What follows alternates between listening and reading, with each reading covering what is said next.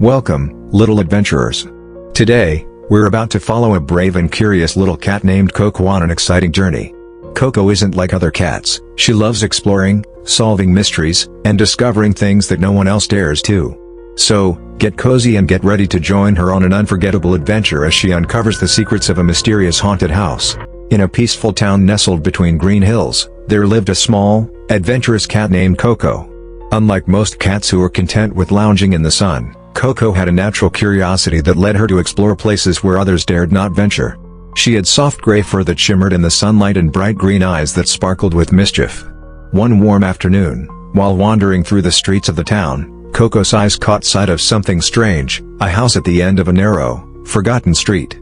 It was an old, towering house, its windows covered in thick layers of dust, and vines climbing up the sides like fingers reaching toward the sky. 2. The house looked like something out of an old storybook, abandoned and forgotten. A rusty iron gate stood in front of it, creaking in the wind, and the wooden door was slightly ajar, as though inviting someone in. The house seemed to call to Coco, its dark secrets beckoning her. "I wonder what's inside," Coco thought, her tail flicking with excitement. She took a few steps closer, her paws soft on the gravel path that led to the gate.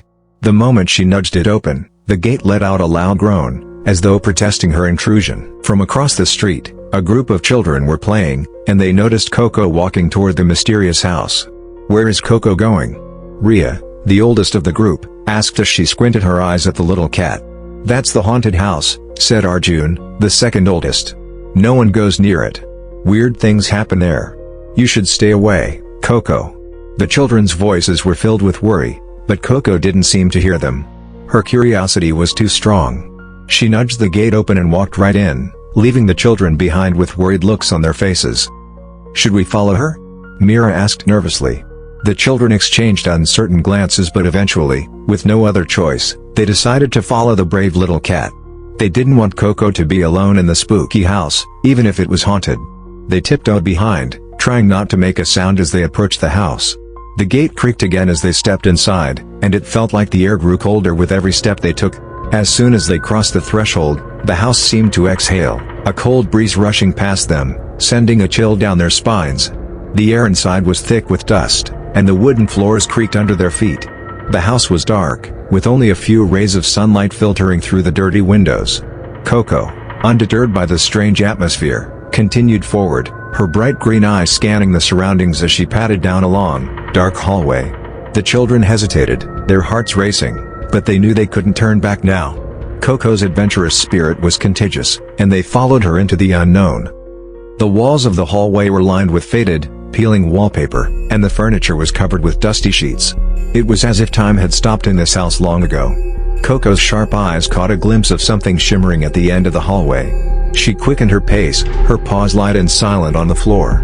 The children followed cautiously, but they felt a growing sense of unease. "This place feels so strange," Mira whispered. "Like it's alive, watching us." At the end of the hallway, Coco stopped in front of a large, ornate door. The wood was darkened with age, and strange carvings lined its surface. Coco's tail flicked with excitement as she pushed the door open with her small paw. The moment the door creaked open, the temperature in the house seemed to drop even further, and an eerie feeling settled over them. Inside, the room was dimly lit by a faint light that seemed to come from nowhere. The floor was covered in dust, and the furniture was old and broken. But what caught their attention was the massive mirror standing at the far end of the room. The mirror was unlike any they had ever seen. Its frame was made of dark, twisted wood, carved with intricate symbols and designs that seemed to change when looked at from different angles. It was covered in a thick layer of dust, but when Coco jumped up to touch it, the glass shimmered as if it were alive.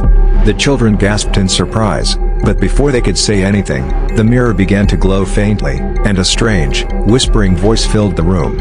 "Find the key before it's too late." The voice echoed, low and haunting. The children froze, their hearts pounding in their chests. The air around them felt heavy, and the room seemed to close in on them. But Coco, with her fearless nature, wasn't frightened. She meowed loudly, as if challenging the mysterious voice to come closer.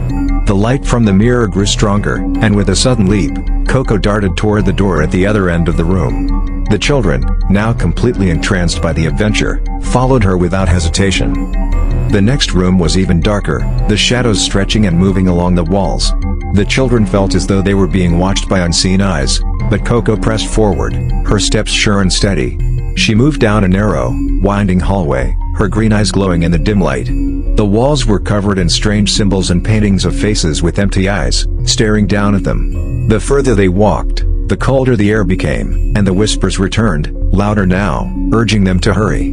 "We need to find the key," Rhea said, her voice trembling. "The mirror said we had to find it before it's too late." Just as she spoke, Coco stopped in front of a large, wooden chest in the corner of the room. It looked ancient, its surface cracked and worn from years of neglect. Coco immediately began scratching at the chest, trying to open it, but the lock refused to budge. The whispers grew louder, almost frantic, as if urging them to act quickly. "We need to figure this out," Mira said, her eyes scanning the room. "There has to be a clue." That's when Arjun spotted something glimmering on the dusty shelf nearby. He rushed over and picked up a small, golden key. It shimmered in his hand, and he could feel a strange energy radiating from it. "This is it," Arjun said, holding up the key. The moment the children saw it, they knew it was the key they needed.